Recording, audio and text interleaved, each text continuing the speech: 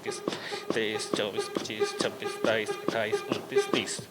और उसमें चेक करने के लिए हम कहेंगे भाई साहब किसके पास मोबाइल नहीं है आज के समय पर, जो सोशल मीडिया ना देखता हो, यूट्यूब ना देखता हो, फेसबुक ना देखता हो, कोई ऐसा है यहाँ पे?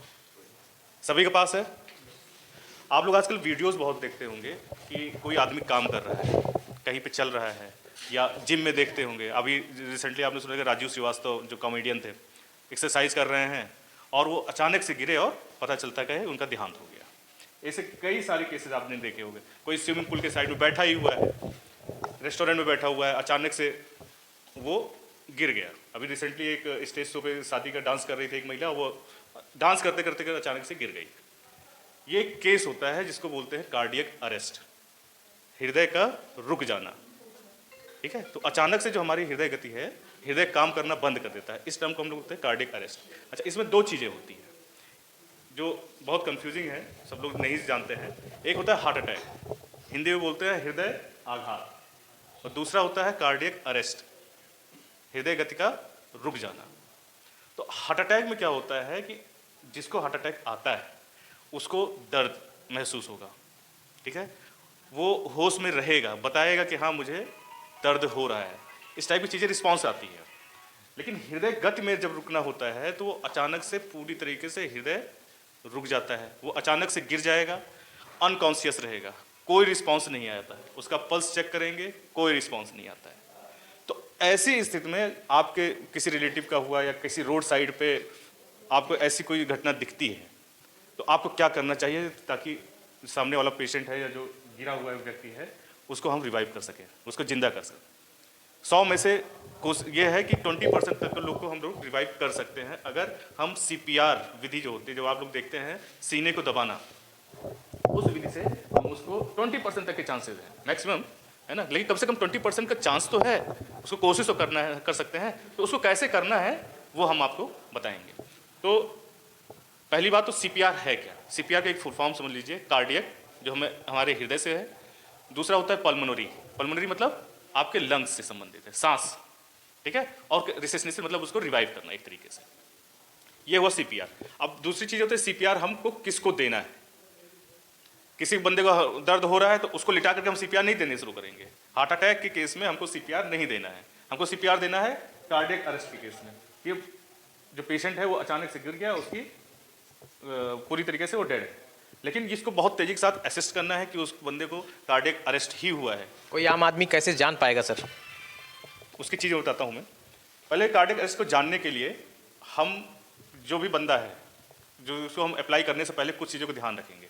जैसे अगर किसी को रोड साइड पे हो गया तो रोड साइड पे जो भी गिरा हुआ है पेशेंट, उसको हम किसी रोड साइड से हटा कर उसको साइड में करेंगे, उसको सेफ एरिया में लेकर के जाएंगे। सेफ एरिया में उसको प्लेन सरफेस पे उसको लिटाएंगे पहली बार, ठीक है।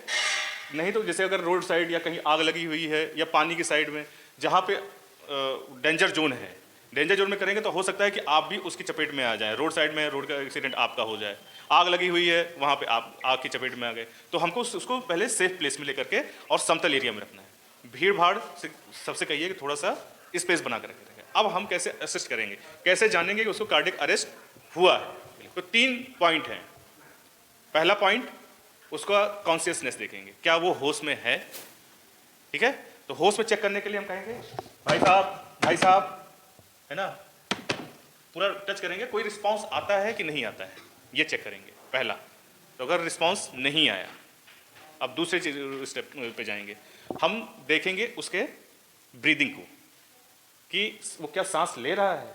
तो सांस लेने में अगर ऐसे देखेंगे तो पता नहीं चलेगा, अगर भारी भरकम कपड़ा वगैरह सब पहना हुआ है तो हम क्या करेंगे, आ जाइए अंदर आ जाइए, हम साइड से देखेंगे, साइड इस तरफ, अगर इस साइड से देखेंगे तो ज़्यादा बेटर रहेगा। अप एंड डाउन, सांस लेने पे आपकी सीना अप एंड डाउन होगा, उससे असिस्ट करेंगे क्या सांस चल रही है। सांस भी आपको ऐसा महसूस हुआ कि सांस नहीं चल रही है। तीसरी चीज़, जब हम उसका पल्स चेक करेंगे, पल्स हाथ की उसमें, क्योंकि ऐसे केसेस में बहुत धीमी हो जाती है, तो हम 3 उंगलियों को लेकर के अपनी यहाँ के उस पर रखेंगे, सभी लोग रखें, टच करके देखिए, आपको पल्स महसूस होगा, ठीक है। तो सबसे अच्छा है कि यहाँ पे हम पेशेंट का जांच कर लेंगे कि क्या वो पल्स है। अगर ये तीनों चीज़ नेगेटिव हैं तो ये समझ लीजिए श्योर है उसको कार्डियक अरेस्ट हुआ है, ठीक है। अब एक इसमें और आता है, एक तो कार्डियक अरेस्ट में होता है, एक होता है, एक केस होता है हाइपोग्लाइसेमिक, मतलब शुगर लेवल कभी कभी पेशेंट का बहुत डाउन हो जाता है, तब भी ऐसे उसमें होता है, लेकिन उसमें भी उसका पल्स आपको आएगी, ठीक है। तो वो उसको साइड में कर लीजिए, पहले ये समझ लीजिए कि कंफर्म हो गया, उसको कार्डियक अरेस्ट आ गया। अब हमको सीपीआर देना है। तो इसमें सीपीआर में दो चीज़ें होती हैं, एक तो चेस्ट का कंप्रेशन होता है, एक स्टेप, दूसरा स्टेप होता है ब्रीदिंग, माउथ टू माउथ हम उसको ब्रीथ कैसे। अब इसका सीक्वेंस कैसा होता है वो देखिए, अगर आपको कोई जानने वाला है तब तो आप माउथ टू माउथ ब्रीदिंग का कीजिए। कभी कभी क्या होता है कि आजकल बहुत से लोग पान मसाला या इस टाइप की चीज़ें भी खाए रहते हैं, तो या ऐसा केस हुआ कि उसको हो गया तो उसके मुंह से झाग वगैरह निकल रहा है, तो आप प्रिफर ना करें माउथ टू माउथ देने के लिए, या कोई लेडीज हो गया तब ना करें। ऐसे केसेस में हम उसको स्किप भी कर सकते हैं, लेकिन चेस्ट कंप्रेशन किस हिसाब से करना है और अगर उसको होश आ जाता है तो उसको किस पोजीशन पर रखना है, तो उसके बारे में हम देखेंगे। इससे संबंधित कोई अभी तक का कोई सवाल हो तो आप पूछ सकते हैं। अब आप लोग को ये पता चलेगा कि इस पेशेंट को कार्डियक अरेस्ट आ गया है, हमने इसको अभी टेबल पे रखा हुआ है ना, कि इस पेशेंट का डमी के वो, लेकिन जब हम करेंगे तो हम उसको टेबल पे नहीं करेंगे। उसका कारण है कि ये जो प्रोसेस होता है, ये हो सकता है कि आप 2 मिनट से भी वो रिवाइव हो सकता है वो घंटों भर जा सकता है। तो उसमें हम क्या करेंगे कि हेल्प के लिए भी आसपास के लोग को बुला सकते हैं चीज़ें। कार्डियक अरेस्ट आपने कंफर्म कर लिया, फर्स्ट कैसे कंफर्म कर लिया, भाई साहब आप ठीक हैं, भाई साहब नो रिस्पांस, पल्स को चेक किया नो रिस्पांस, ब्रीदिंग चेक किया नो रिस्पांस, ठीक है।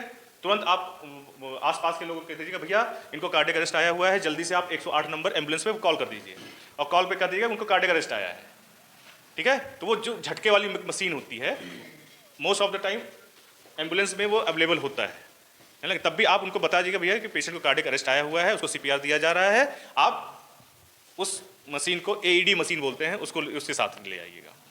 तो आपने क्या किया, सीपीआर देने से पहले आपने असेस कर लिया कि हाँ इसको कार्डियक अरेस्ट आ गया है, हमने 108 नंबर पे हेल्प के लिए भी बुला लिया है, और नियर बाई में भी जो लोग उसके बारे में थोड़ा अवेयर आपको लगते हों तो उनको भी बुला लीजिए, क्योंकि आप 5 मिनट 10 मिनट लगातार कर सकते हैं, लेकिन आप भी थक जाएंगे। इसके बाद उसको कंटिन्यू करने के लिए आप किसी की हेल्प ले सकते हैं।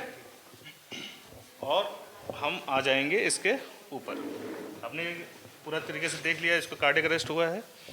अब आपका जो भी हाथ ज़्यादा काम करता हो, ठीक है, उसको नीचे कर लीजिए, या अपनी सुविधा अनुसार कर सकते हैं। और इसके स्टर्नम जो बीच की हड्डी होती है ना, और दोनों निपल्स के बीच में, ठीक है, ये बीच की हड्डी हो गई, और दोनों निपल्स के बीच में अपनी हथेली को रखेंगे, ये पोजीशन कर लिया, और उसको दूसरे हाथ से पूरी तरीके से लॉक कर लेंगे। लॉक करने के बाद पूरा अब जाइए और सीपीआर देंगे। अच्छा, एक सवाल आप लोगों से पूछना चाहेंगे, 1 मिनट में हार्ट कितनी बार धड़कता है, कुछ आइडिया?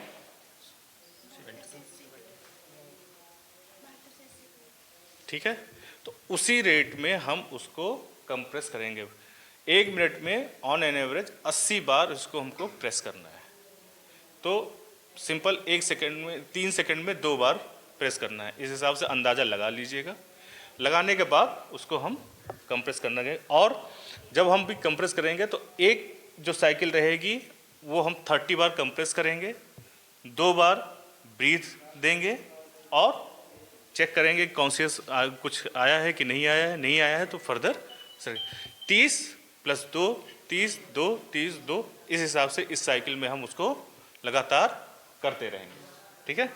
और जब हम काउंटिंग शुरू करेंगे तो हम उसको काउंट भी करेंगे, ताकि जो सामने वाले के हेल्प के लिए आपने बुलाया है उसको भी जानकारी रहे या कितनी बार हो गया है, स्किप ना करें, ठीक है। तो हम इसको स्टार्ट करते हैं। 1 2 3 4 5 6 7 8 9 11 12 13 14 15 16 17 18 19 20 21 23 24 25 26 27 28 29 30। और हम माउथ ब्रीथ करेंगे। माउथ ब्रीथ करने में क्या करेंगे, चिन को थोड़ा सा अप करेंगे, ठीक है। इसके बाद माउथ टू माउथ 2 बार ब्रीथ देंगे।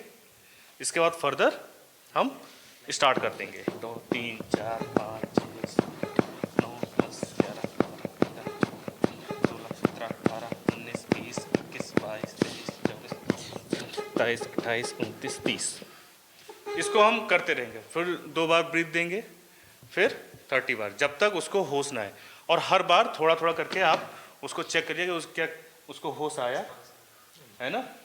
होश आ जाता है तो वो कुछ रिस्पांस देगा।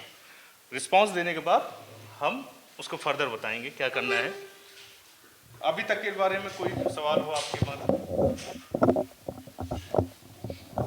अब दूसरा सवाल आता है कि हमको कितनी गहराई तक करना है। तो जो हमारा चेस्ट रहेगा इसको कम से कम 1.5 से 2 इंच की गहराई, ताकि जो आपका छाती है इतना दबाव महसूस करे कि जो हमारा हार्ट है वो पंप आउट करे।